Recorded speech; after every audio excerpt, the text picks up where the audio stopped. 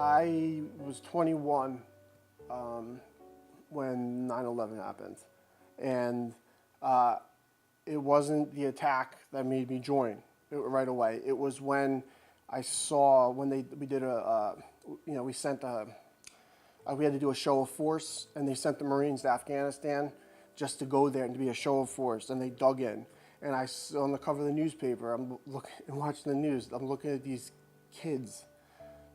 They were kids, and I just felt like I have no business. You know, if they're going to be over there, even if they're just going to sit there, I have no business not being there. We did something that was very hard, and it's very rare nowadays, but we're normal people. And I felt like as each year went on, I just got more normal and I went backwards. I ended up being worse. I was less of a person than even I was before I went in.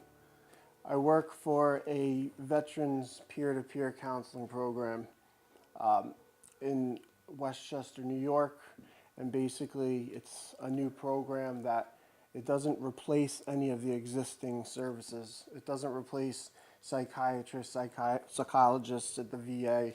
It doesn't. It's just a new avenue, like a new option to give veterans. The biggest thing to me that I always tell everybody about this is I always say we're providing something synthetic that used to be just normal and natural. When I was sitting in my apartment for 5-6 years not doing anything, I watched about every military documentary you could watch. And whenever I'd watch the World War II ones, there was this common thread, they would always talk about, and it wouldn't just be the veterans, it would be their wives, their sisters, and they would say every night, during 6 nights a week, 5 nights a week, when all the men got home from work, they would have dinner with their family, and then they would all go join each other on a different porch each night, and they would talk to each other, and that was their therapy. Back then, 90% of the people you knew, everybody served. Right now, there's less than 7% of our entire population is ever served, and that's shrinking daily because 3/4 of that 7% is World War II, Korean, and Vietnam vets. Basically, we just try to connect veterans with the people that can help them the best.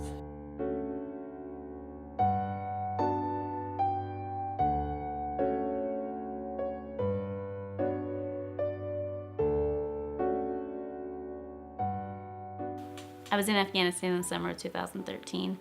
I was attached to Moody Air Force Base. My brothers at arms and sisters at arms. We were in a hostile area called Bagram Airfield, and we didn't realize what we were really getting ourselves into. Like, you can only train for so long. You can hear scenarios, you can have theories about what's going to happen, you can know where people have been blown up, where they have died, where they've been shot or ambushed or whatever, but you can never really know what it's like to be in the field. And one night on July 27th, 2013, my guys and I were out on a night operation, and my truck was blown up by a IED, which is an improvised explosive device. My side of the vehicle was completely destroyed. My tire disintegrated, and the bomb that was beneath our truck was about 200 pounds. I think it was just shy of 200 pounds. I struggled for 2 years to finally get health care. And here it is 3 years later, and I'm finally seeing a psychologist. And I really needed a psychologist because 2 summers ago, the summer of 2014, I tried to take my life because I wasn't getting the medical I needed, and nobody was helping me. And it's the VA sweeps veterans under the rug all the time, and you always hear horror stories of it. And the funny thing is, there have been people swept under the rug more than me. But I would wager I am definitely in that 5% of the worst treated veterans of the VA. I was very, very jaded after the military because I felt like I couldn't trust anybody. Because once you're out, then everybody's your enemy because you betrayed them somehow for being injured. So it kind of reinforced an already mistrust of people and human nature. But at the same time, once I began my bachelor's degree at Manhattanville, which was in 2015, I felt like a human. I finally felt like there was some sort of humanity inside me.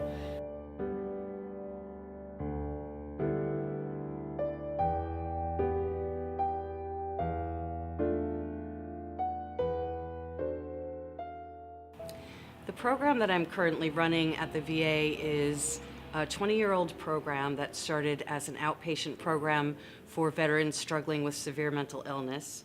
Then they hired an art therapist about 15 years ago to work in the program.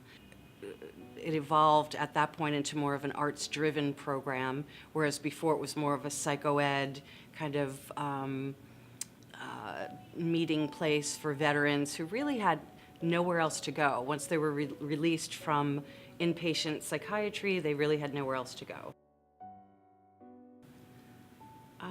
You start to see changes in the people that you're working with. Maybe they seem brighter and happier, they're more engaged with each other. Their artwork certainly changes over time. Maybe they started drawing something pretty dark and nebulous, kind of abstract, and they start doing artwork that's maybe more defined and using more color and more expressive, and they're able to talk about it. Generally, over time, they start kind of doing something very abstract, and over time it appears as an image that is recognizable to them, which leads them to then be able to talk about it.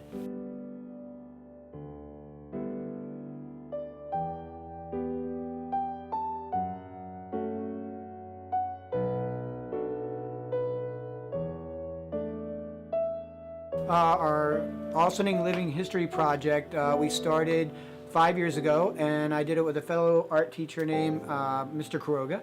And the whole idea came up is I've always done artwork, and all of my artwork has been about my time in the service. So I wanted somebody to help me out, and I wanted to take it to a new dimension. So I had Mr. Kuroga, who's a professional photographer, help me with it.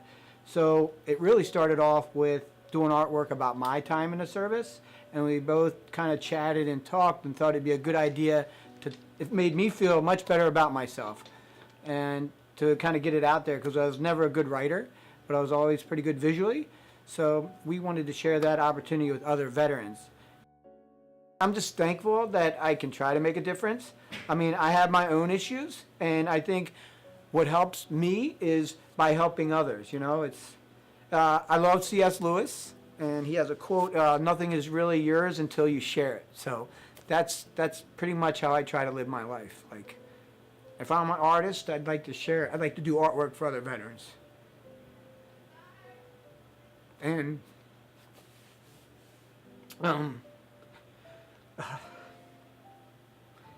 because what really bothers me, you know, a lot of people say like a lot of things about, you know, veterans having a hard time, but I've lived it, and it is hard. But there's so many other people that are living such a hard life, and it's not easy. And I have nothing to complain about. I mean, and that's when I really think about people having much harder than me. I'm going to be strong so that way I can help other people.